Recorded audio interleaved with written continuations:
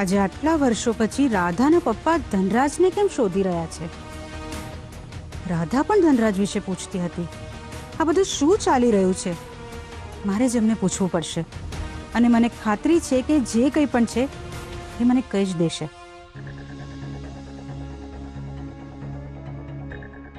તમારી તબિયત તો સારી છે ને? મારી તબિયતને શું થવાનું છે? તો પછી તમે ટેન્શનમાં કેમ લાગો છો? કોઈ પ્રોબ્લેમ તો નથી ને? પ્રોબ્લેમ? ના ના, કોઈ પ્રોબ્લેમ નથી. મને કેમ એમ લાગે છે કે તમે મારાથી કોઈ વાત છુપાવો છો?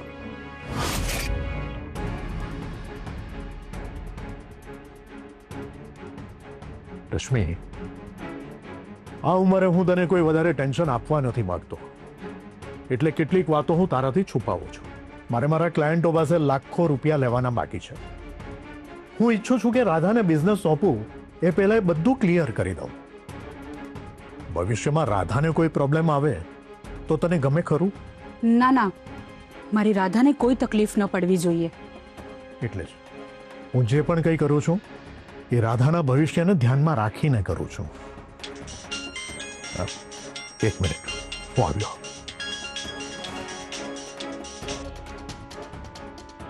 રાધાના પપ્પાની વાતો અને એમના વર્તન પરથી એમના પરની શંકા વધતી જાય છે. ભૂલ તો તે કરી લીધી છે રાધા, અને આની સજા તો તને ચોક્કસ મળશે. બસ એ સજા આપનાર હું નહીં, તારા પોતાના હશે. એ કેવી રીતે ને, બસ એ તું જોતી જા. હવે આ મને શું કામ ફોન કરતા હશે? હા બા, બોલો, શું થયું? અરે શું થાય? આ મારી મીઠડી મને એટલી મૂકીને જતી રહી. તને જરાય વિચાર ના આવ્યો કે આ ઉંમરે આ ડોસી ક્યાં રહેશે? ધનરાજનું ઘર છે ને બા, ત્યાં રહો ને. અરે ના ના, એ રાક્ષસ જોડે મારે નથી રહેવું. અરે એને ક્યારે ગુસ્સો આવે ને તો એ મને મારી નાખશે. હું તો તારી જોડે જ રહીશ. બા, અત્યારે પોસિબલ નથી. કેમ પોસિબલ નથી? અત્યાર સુધી તો તારી સાથે હું એ ઘરમાં જ તો રહેતી હતી. અરે પણ એ વખતે ઘરની માલિક હું હતી, અને અત્યારે આ ઉર્મિલા નાણાવટી છે. જો એ બધું હું કઈ ના જાણું. તું જ્યાં રહીશ ને હું ત્યાં જ રહીશ. ઠીક છે, મને વિચારવાનો થોડો સમય આપો. હું તમારું કંઈક કરું છું. હવે આમનું શું કરું? Welcome welcome welcome, most welcome to our room my dear wife. આપણા રૂમમાં તારું સ્વાગત છે. આ સાચે જ મારા આવવાથી ખુશ છે કે આની પાછળ આની કોઈ ચાલ છે?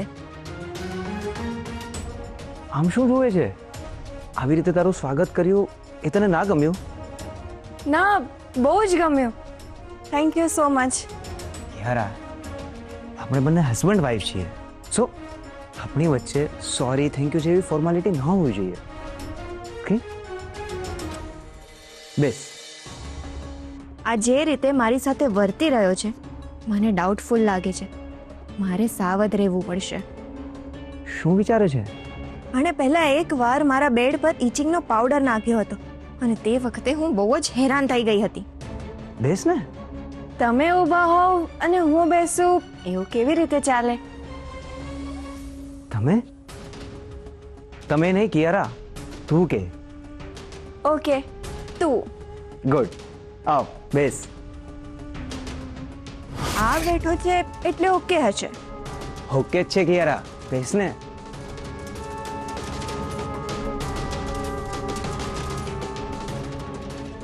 કિયારા, આજે તે રાધા ભાભી અને આપણા પરિવાર માટે જે કંઈ પણ કર્યું ને એનાથી હું તારા પર ફિદા થઈ ગયો છું. મન તો કરે છે તને. કંટ્રોલ શૌર્ય. સોરી પણ આજે તારા પર બહુ જ પ્રેમ આવે છે.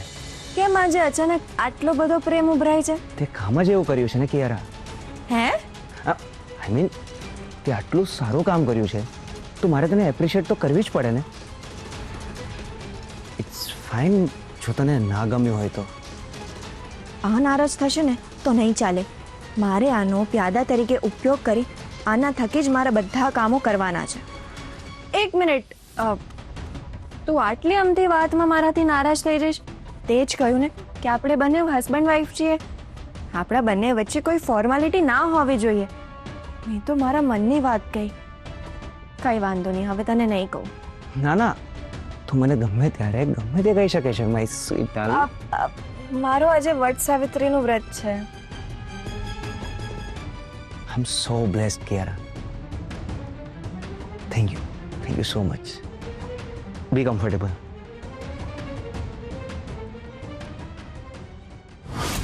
શૌર્ય, તું ફક્ત મારા નામનો પતિ છે.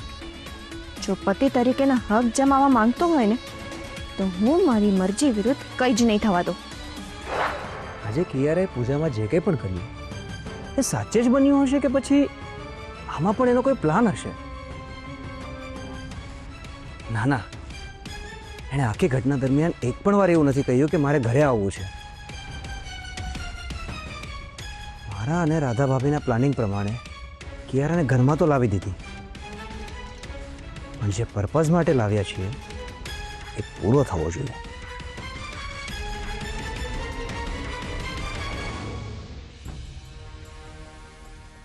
શૌર્યભાઈ, કેમ અહીંયા ઊભા છો? કિયારા સાથે કઈ પ્રોબ્લેમ થયો? ના ના ભાભી, કોઈ પ્રોબ્લેમ નથી થયો. ઇનફેક્ટ તમે જેવી રીતે કહ્યું હતું ને એવી જ રીતે કિયારાનું વેલકમ કર્યું છે. તો પછી તમારે અત્યારે એની સાથે હોવું જોઈએ ને?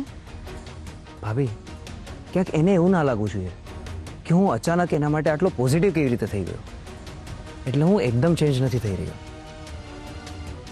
તમારી વાત તો એકદમ સાચી છે.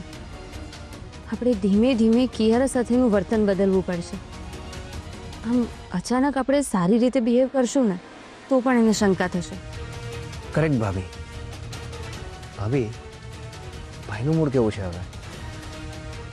એમની ઈચ્છા પ્રમાણે થયું છે એટલે તમારા ભાઈ ખુશ છે. પણ મને ટેન્શન થવા લાગ્યું છે. કિયારા જ્યારે બહાર રહેતી હતી ત્યારે એ ગમે તે કરીને ક્રિશને એની પાસે બોલાવી લેતી હતી, પણ હવે તો એ ઘરમાં જ રહે છે. ભાભી તમે ચિંતા ના કરો, હું ભાઈને ઓળખું છું. તમને અનહદ પ્રેમ કરે છે ભાભી. ભાભી, આમ જોવા જઈએ ને તો જે કંઈ પણ થયું છે એ સારું જ થયું. કારણ કે હવે જે કંઈ પણ બનશે ને એ આપણી નજર સામે હશે. તમારી વાત તો સાચી છે. શૌર્યભાઈ, મારા મનમાં એક વિચાર આવે છે. જેવી રીતે આપણે આપણું કામ કઢાવવા માટે આપણા પ્લાનિંગ પ્રમાણે કિયારાને ઘરમાં લઈને આવ્યા છીએ, એવી જ રીતે જો કિયારા પણ કોઈ રમત રમીને ઘરમાં આવી હશે તો? આપણે ચેતીને ચાલવું પડશે ભાભી. હા, કંઈ નહીં, અત્યારે બહુ મોડું થઈ ગયું છે. તમે જઈને સૂઈ જાઓ, આપણે સવારે વાત કરીએ. Good night. ગુડ નાઇટ બા.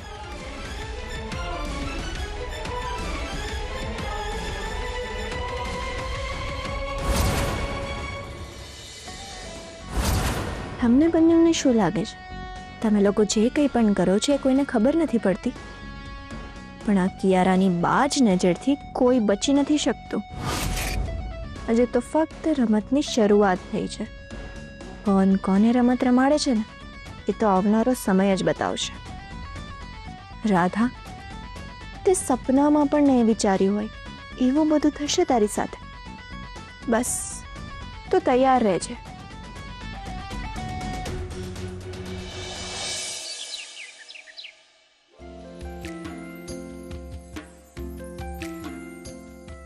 કોઈ કંઈ પણ કહે, પણ મારો મિસ્ટ્રી મારો હતો છે અને હંમેશા રહેશે. કોઈ એને મારાથી છીનવી નહીં શકે.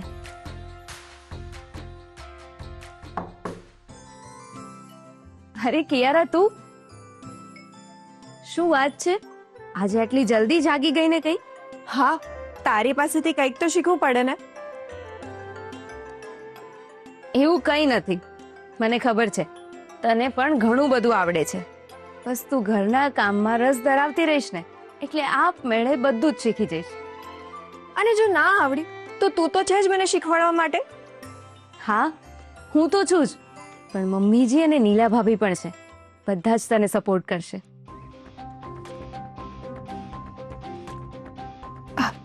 રાધા, મેં એવું સાંભળ્યું છે કે આપણે આપણો સહેતો જેટલો લાંબો પૂરીએ ને એટલું આપણા પતિનું આયુષ્ય વધે છે. એટલે તારે આ તારા ક્રિશ માટે કરવું જોઈએ.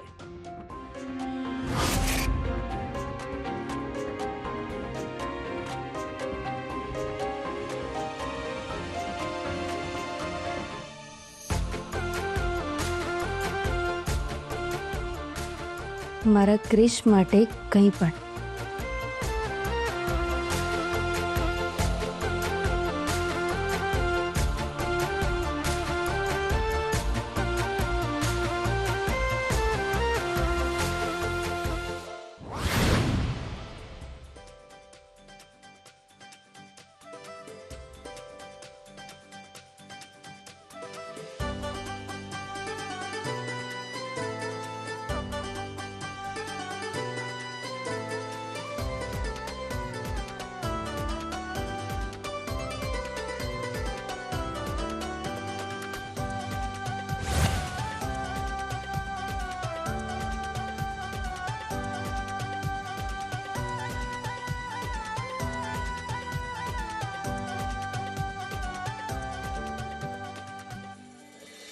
હા, મને દેખાડવા આવું કરી રહી છે કે સાચે જ કરે છે?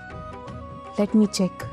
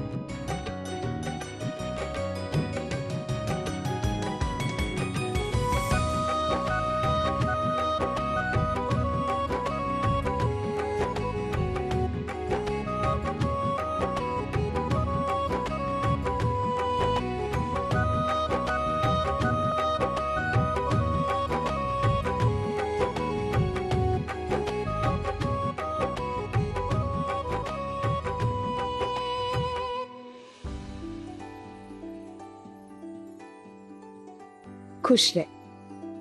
સાસુમાં તમે બેસો, હું ફટાફટ કોફી બનાવી આપું. નાસ્તો પણ તૈયાર જ છે.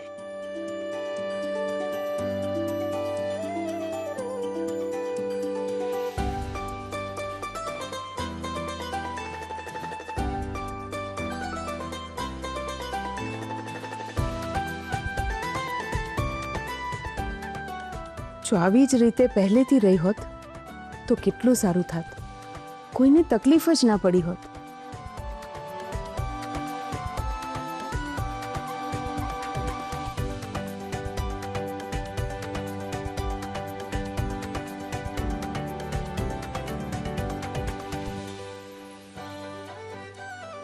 અરે કિયારા, તું?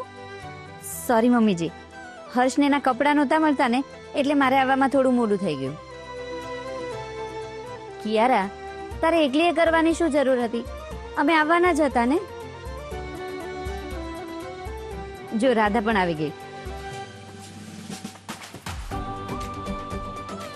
અરે ભાભી, અત્યારમાં નાસ્તો બની પણ ગયો. મને આવવામાં મોડું થયું કે શું? ના ના, તારે મોડું નથી થયું. કિયારા વહેલી આવી ગઈ છે અને આજે એને બધું જ કામ પતાવી દીધું છે. પણ કિયારા, આવું ના ચાલે હો. મમ્મીજી અમારા વિશે શું વિચારશે? હું કંઈ નહીં વિચારું. હા, પણ તમારી પાસે બે ઓપ્શન છે. પહેલું ઓપ્શન કે તમે બધા મળીને કામ વહેંચી લો, અને બીજું ઓપ્શન કે તમે બધા મળીને બધા કામ સાથે કરો.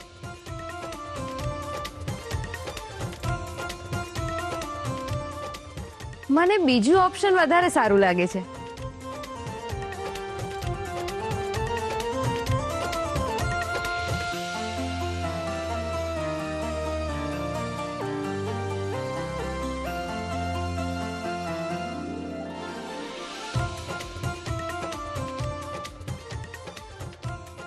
રાધા, આ ક્રિશ ક્યાં છે?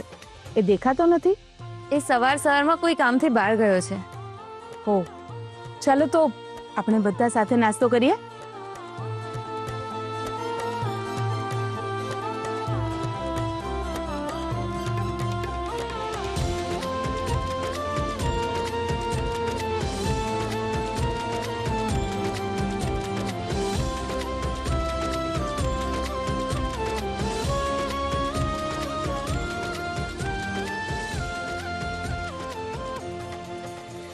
રાધાએ મારા કહેવાથી સેથો લાંબો પૂર્યો છે કે પછી કૃષ્ણ લઈને એના મનમાં કોઈ ડરના કારણે?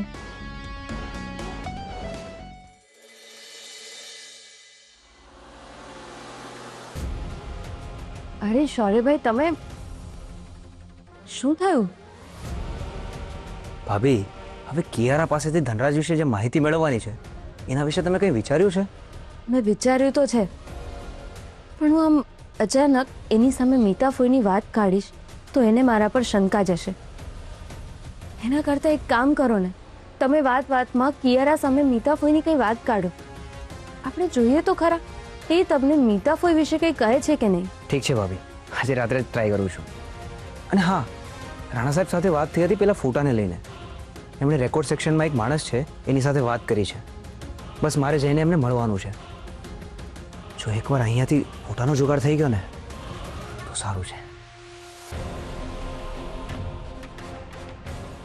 ભાભી, ગઈકાલે આરપી અંકલ તમને જતા જતા કંઈક કહીને ગયા હતા. કોઈ સિરિયસ વાત તો નથી ને? પપ્પા એવું કહીને ગયા છે કે જ્યાં સુધી કિયારા આ ઘરમાં રહેશે ત્યાં સુધી પપ્પા આ ઘરમાં પગ નહીં મૂકે. ગોડ, હવે એમને કેવી રીતે સમજાવીએ કે આપણે કયા કારણોસર કિયારાને ઘરમાં લઈને આવ્યા છીએ? એનીવેઝ, તમે ટેન્શન ના લેશો. આપણે વહેલામાં વહેલી તકે ધનરાજને શોધી કાઢીશું એટલે બધા જ પ્રોબ્લેમનું સોલ્યુશન આવી જશે. શૌર્યભાઈ, ભાભી, ભાભી શું થયું? ભાભી, શું થયું? ચક્કર જેવું લાગે છે. ભાભી, હું એક કામ કરું છું, તમને આરામથી સોડાવી દઉં.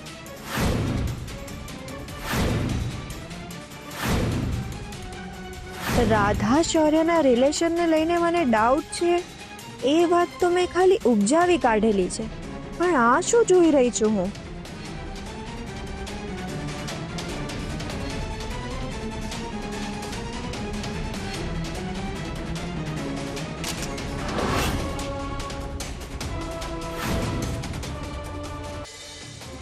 એક મિનિટ ભાભી, હું હમણાં આવ્યો.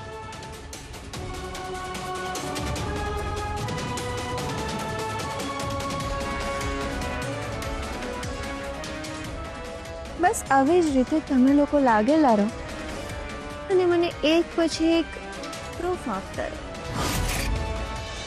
રાધાનું ઘરે આવવું, ધનરાજ વિશે પૂછવું અને રાધાના પપ્પાનું મારાથી કોઈ વાત છુપાવું, આ બધી વાતો એકબીજા સાથે જોડાયેલી તો નથી ને? મારે આ બાબતે રાધા અને એના પપ્પા સાથે વાત કરવી જ પડશે. શું વિચારે છે? બધું ઠીક છે ને? ખબર નહીં, મારો જીવ બહુ જ ગભરાય છે. મગજ સતત અણધાર્યા વિચારો કરી રહ્યું છે. તમે મારાથી કોઈ વાત તો નથી છુપાવતા ને? રશ્મિ, કોણ જાણે કેમ જ્યારથી રાધાના જીવનમાં એક પછી એક ઘટનાઓ બની રહી છે ત્યારથી મને એવું લાગી રહ્યું છે કે તારો સ્વભાવ વધારે ને વધારે શંકાશીલ થઈ રહ્યો છે. પણ હું શું કરું? મારી આજુબાજુ જ સતત એવી ઘટનાઓ બની રહી છે ને કે મારું મગજ એ જ દિશામાં વિચાર કરે છે. અહીં રહેશે તો આજે નહીં તો કાલે મારા મોઢે સત્ય બોલાવીને જ રહેશે. રશ્મિ, મને લાગે છે કે આ ગરમીની તારા પર ખરાબ અસર થઈ રહી છે. તને ચેન્જની જરૂર છે. હું એક કામ કરું છું, મારા એક મિત્રનો મનાલીમાં રિસોર્ટ છે, હું એને ફોન કરી દઉં છું અને ત્યાં મોકલી આપું છું. થોડા દિવસ વાતાવરણ ચેન્જ થશે એટલે તને બધું ઠીક લાગશે. એક મિનિટ, મને એક વાતનો જવાબ આપો. આપણા લગ્નને કેટલા વર્ષ થયા? 24 વર્ષ. 24 વર્ષમાં એક એવી ટૂર દેખાડો જ્યાં તમે મને લીધા વગર ગયા હો અને હું તમને એકલા મૂકીને ક્યાંક ગઈ હોઉં. મને કેમ એમ લાગે છે કે તમે મારાથી દૂર જઈ રહ્યા છો? બીજાના સંબંધો સાચવવામાં ક્યાંક આપણા સંબંધ વચ્ચે તિરાડ ના આવી જાય. અને હું આશા રાખું છું કે તમે જે કંઈ પણ કરી રહ્યા છો ને એ રાધા અને આપણા સારા માટે જ કરી રહ્યા છો. અને તમે મને તમારાથી દૂર મોકલવા માંગો છો ને તો હું તૈયાર છું. કારણ કે અત્યાર સુધી ક્યારેય એવું નથી બન્યું કે મેં તમારી વાત ટાળી હોય, અને ટાળીશ પણ નહીં. હવે હું આને કઈ રીતે સમજાવું?